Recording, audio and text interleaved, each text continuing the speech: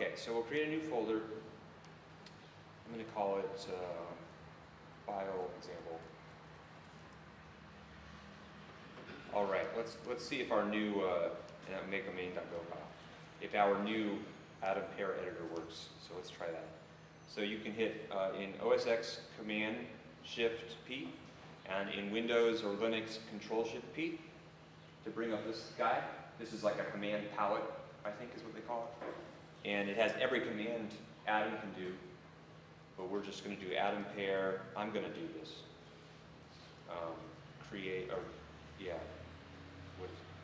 Create new set, start new pairing session. Okay, so this ID, which I will paste in that Scratch doc, is what you will enter if this works. Okay, so I pasted that in the Scratch doc, and then you guys will enter that as join pair in session. Okay, and theoretically, if that works, you guys will find yourself in this document. Everybody following? Can you do it again? Oh, look, people are joining. Okay. So you hit Command Shift P or Control Shift. You're Linux, so Control Shift P will bring up that command palette. Did you install the? Oh, sorry. Yeah, I did.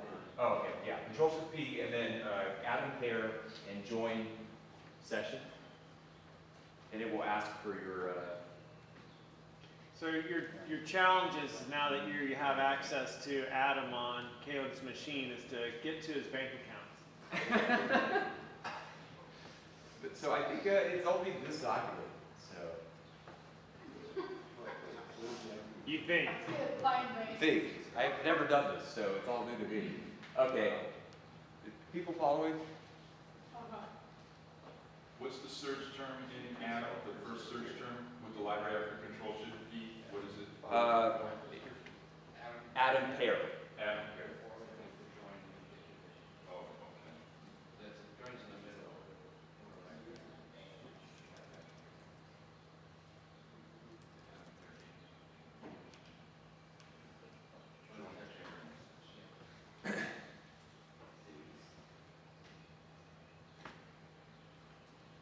Now, for you guys who joined here, I think you have the ability to save your version of the file.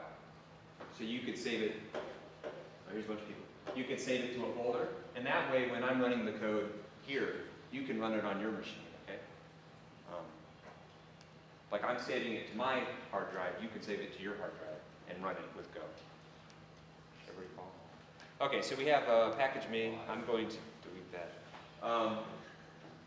Okay, so we can open files. Well, let me add the func main. Whoa. People join. Wall Street? Func main. Yeah, Wall Street. Another Wall Street. Okay. By the way, in case you don't know, there's a new euphemism in the marketplace, and when you have a system issue, that means that can also just be translated to the Chinese attack you. We're having a systems issue. Okay, so the way you work with files is, if we go to godoc.org/OS, okay?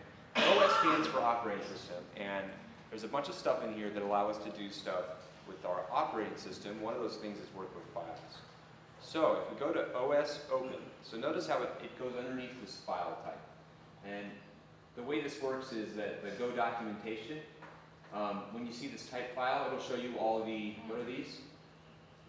Receivers, methods. Methods. These are all methods, and you're right, this is the receiver of the method. So the type of the receiver is a file, and so it puts it underneath file, okay? Because these are all methods you can use with files, which are things you'd expect, the name of the file, you can close a file.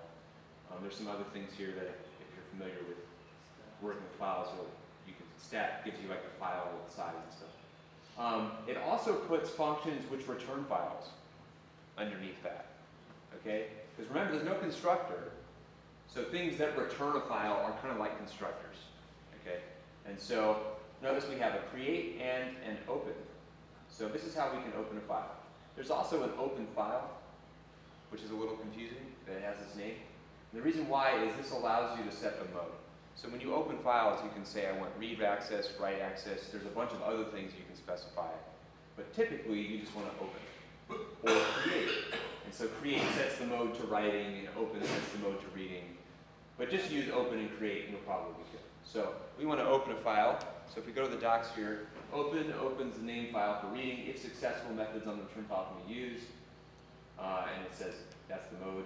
If there's an error, it'll have the error and the file will be nil. Okay? So the way we work with the file, oh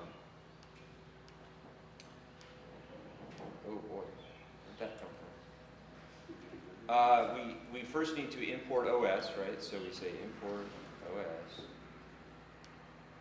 And then I'm going to have f error os.open. And then we have to give it a name. So I'm going to create inside of this folder hello, oops.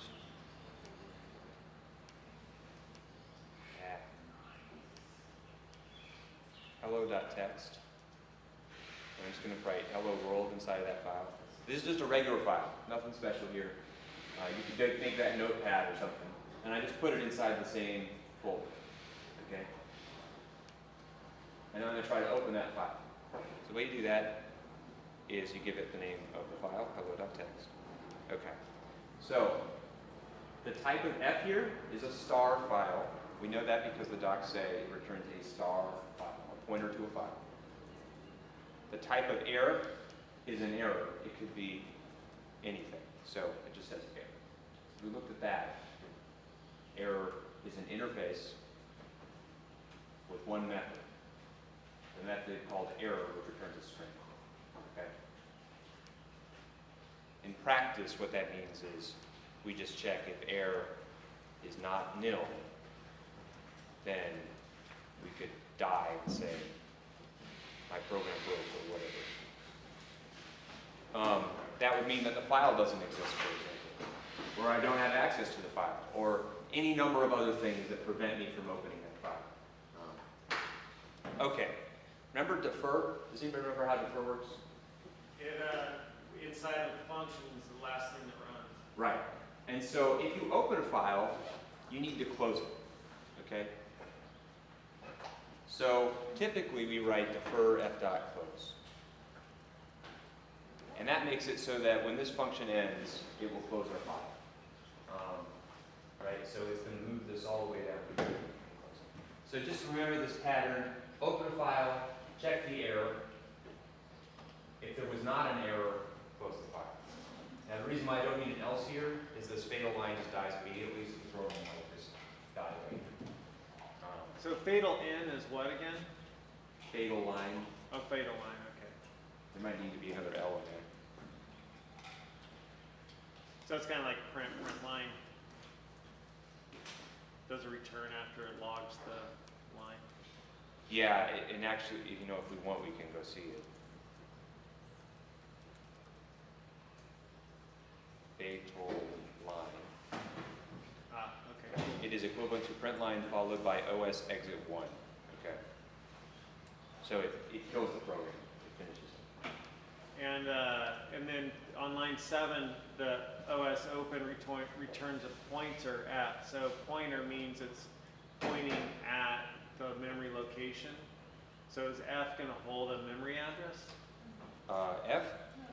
We can look at what F. It should be like the bytes or whatever from So the file, it's a right? pointer to a file, right?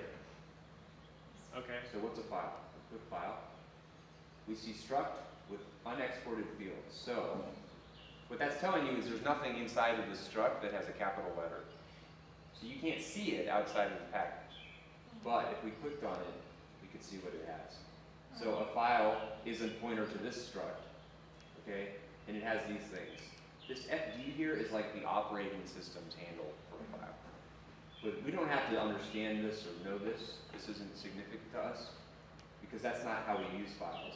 We use file methods, okay? So we don't use any fields on a file. We just use all of its methods, these guys, okay? Everybody follow?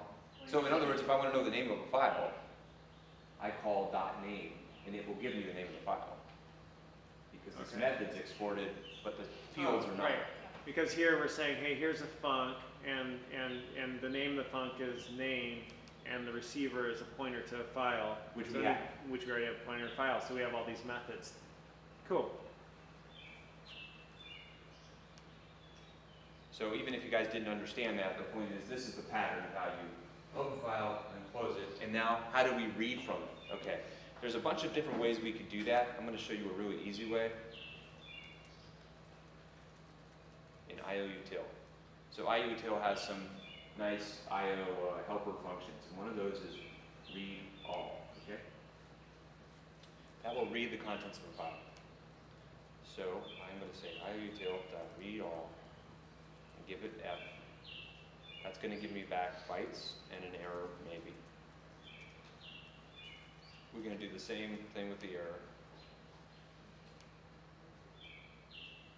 Why did I do that 3 times?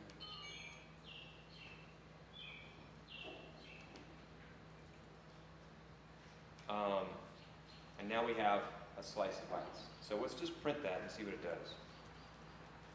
Okay, so if we look at the definition for read all. Read all takes a reader and prints slice of bytes in there. Notice this doesn't take a file, okay? It takes a reader, right? But we have a file, so why does this work? Well, if we go look at reader, reader's an interface. So we can pass in anything to that read all function that is a reader, and files implement the reader interface. So we can pass a file to read all, okay? And they just have to implement this method. Okay, wait, say that again. Yeah, so read all takes a reader. Uh-huh. If we go look at file, it has a read method. Okay. So if we go look at the definition of reader, it has to have this method. Okay. So that So method matches that method. See, it has the same signature. So I can use a file as a reader. Okay. So basically what that's telling you is something that can be read. Anything that implements reader is something that can be read. Files can be read. So anything that takes a reader can take a file. Following? So we're using almost like interfaces like a bridge or some sort of thing that, just like yesterday we had an interface for shapes, right? And we have a square and we have a circle, and the square and the circle both implement the area method, right? They both have the area method. And then we say, hey, shape is this interface, and anything that implements an area method belongs to this interface, or is implementing this interface, right? Yeah. And so both circle and square are implementing the shape interface, and therefore be assigned to the shape as a shape type, right? So we could say that, you know, whatever C is equal to an object, or I don't know, I'm getting the words wrong, but the shape type. Yeah, so suppose, you know, you need to go from one location to another. I would like to go from here to LA or something. And I need a vehicle, okay? So a vehicle could be an interface. And different things can implement the vehicle interface. A car, a truck, a bicycle, right? Anything that gets me there, right? So if I am a police officer and you go through a red light, and you say, well, your vehicle, right? In other words, a police officer is taking the interface vehicle, but I'm driving a car, that's a struct, that's a particular thing, right? But it implements the vehicle interface.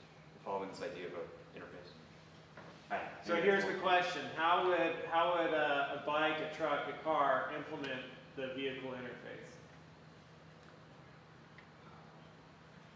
How would a bike, truck, car implement vehicle interface? Because they share some qualities. Yeah. What would the quality be? Driving or moving. Exactly. Okay, yeah, so they would have similar, certain methods. So the interface would say, you have to be drivable, you have to have the drive method, you have to have the move method, Transport. right? Transport method, whatever. And then if the bike has those methods, it's implementing that interface. If the truck has those methods, it's implementing the vehicle interface. If the car has those methods, it's implementing the vehicle interface. And so here, the pointer to files has a read method, and the reader interface requires a read method. Okay. So, anyway, the point being that we pass into read all, which reads a whole file. a file. Okay. Now this could also be, to give you a sense, there are other types of readers beyond files that we could use. Okay. Okay, so BS here, I'm saying B's like bytes. That's what I'm using here. This is a slice of bytes. It's a slice of all of the bytes inside of the file. And so I'm just going to print them out. I'm sorry to belabor the point, but can you bring up read all? I mean, I think this really illustrates the power of interfaces. So what does read all say here? It takes a reader, right? Reads from R until an error or an end of file and returns the data it read. A successful call returns error of nil, not error of end of file. Because read all is defined to read from source until end of file, it does not treat an end of file from read as an error to be reported. Okay, so when you read a file, basically normally what you do is you loop until you hit end of file. End of file is like a special byte that indicates you've reached the end of the file. And that's all it's telling you how it treats end of file. Normally that's an error. It says, when you say read, it gives you the error of end of file.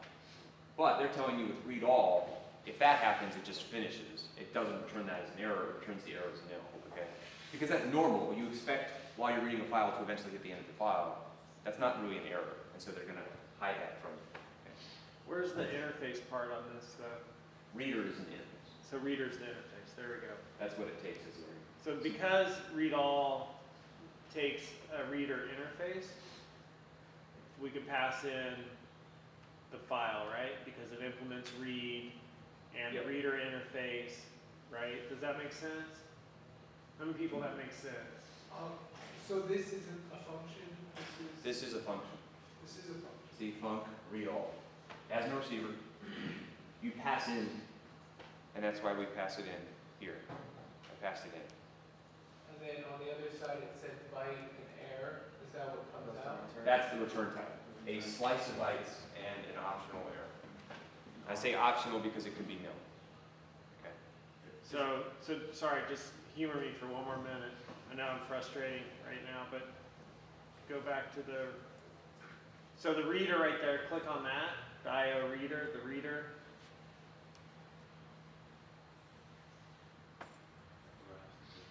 So the reader's the interface, right? Yeah. And the file has the read method, and since it's implementing the interface, you could pass that in to, and then hit back, please. You can pass that in to read all, because it takes the reader interface. So, a pointer to file has the read method. What if we had something else? Like, what would be something else that would have the read method? So let's just say kid. You had something that is kid, right? And the kid has the read method. Could you pass kid to read all? Yeah. Yeah, right? Because it's implementing the reader interface. Did that help anybody? So you can apply that to Raise your hand if that helped you. A little bit? All right. Thank you. Thank you, Caleb. Go Well, on. isn't that what Caleb just was saying earlier, that you can pass files because they have the reader at the end? Yeah, yeah, Be passed because it's a file, right? yeah, Yeah. I think that's what you just said with your last sentence. I don't know exactly. yeah. I did reiterate what he said, but No, but in a different way, which helps. yeah. Does that have to apply to a file, or it could be applied to a map? It has to implement that reader interface. So I'll show you examples of other readers so you can see other things that implement this interface. A map does not implement the reader interface because a map does not have this method. Like JSON might be a different, instead of a file, you have a JSON that you're reading instead of an actual file. Maybe, yeah, we could do that.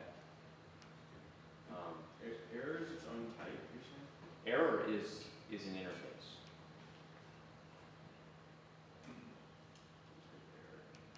So that means anything that is an error, I can say dot error with a capital E. It's going to be back a string. The string here is the message. So anytime that you're returning something that doesn't, if it doesn't indicate like it's an array or it's an int or whatever, it's going to be an interface, so that's the default. Well, since it's strongly typed, it will always say what it returns.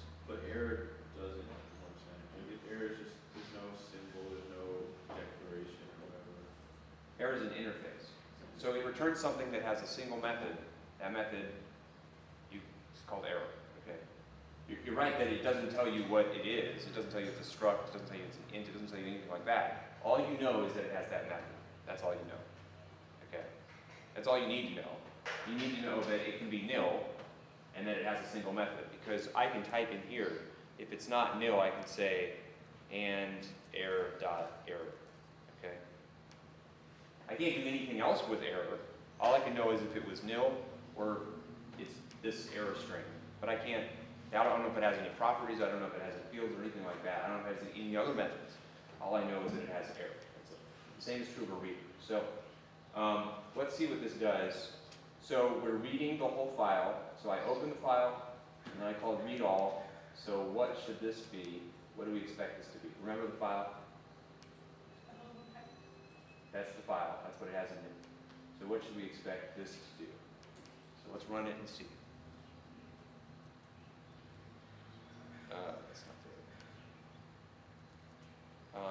So I call this All right, who has speculation what to do? file. Well, you had put in the extra Yeah. error, so I think it's just gonna run there. Okay. Let's see. Slice bytes. So that's what it did. So maybe that's surprising. Why didn't it say hello world, right? Because it returned bytes. Returns bytes, not a string. Yeah. So how do we convert bytes into a string? Okay, that's really easy. I haven't shown you that, so I'll show you now. So that's why I called it BS, to indicate that it was.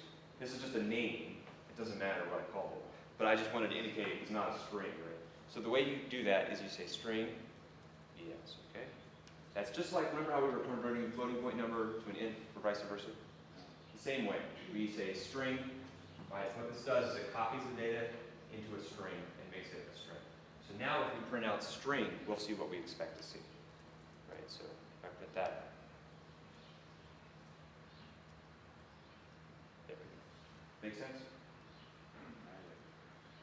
Right, so read all returns bytes, and then I convert the bytes into a string, and then I print the string.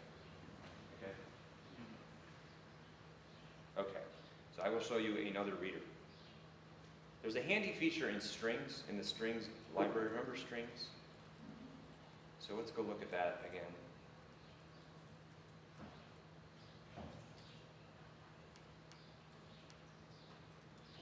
Go to aux/strings. Oops. Okay, so we have all these methods or functions we saw before. Ah, it has a type reader. That looks promising, doesn't it? Okay, so this returns a reader struct. Well, that's not an interface. We expected interface. But this reader is a strings.reader. The other one was an io.reader. So you can have two structs with the same name as long as they're in different packages. That's okay, right? So you kind of think of the struct name as the full.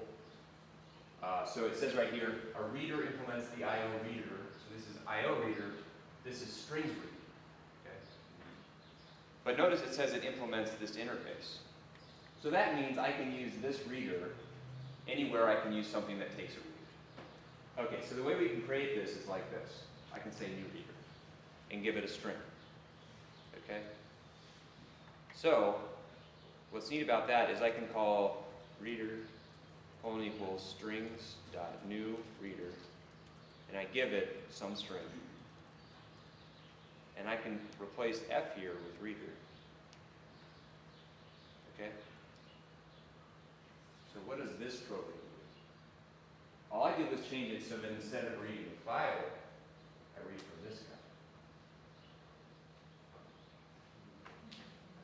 Okay. Anybody guess what this program prints? Some string. Hello world.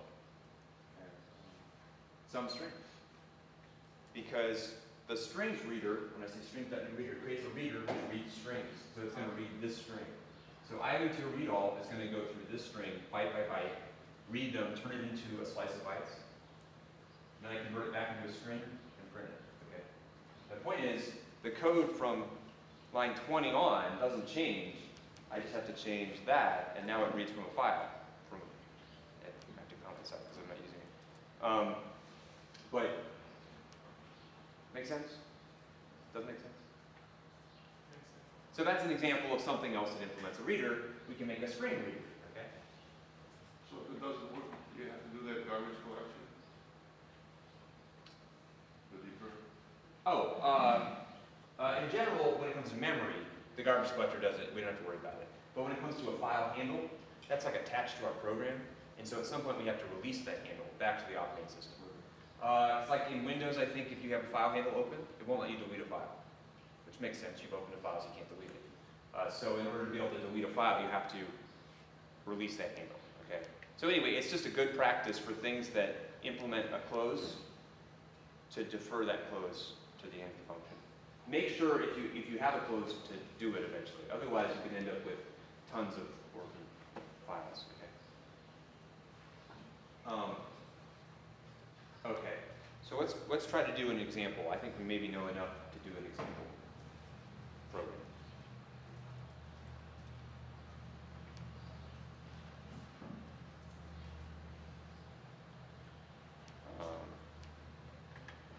Can you guys make the program that I just wrote? So I want you to read from a file and write it to standard out. So basically what we're looking for here is, well, I guess we can actually do this version. Create your own version of cat. So I say my cat and give it a file name. It will read that file and print it to standard out. Okay? So I made a program which read from a file called hello world, hello.txt, and printed out. So we just need to make that program read from any file. Okay? And we know enough to do that. We've done this. Okay? Cool. And how many people think of a feline when you hear cat?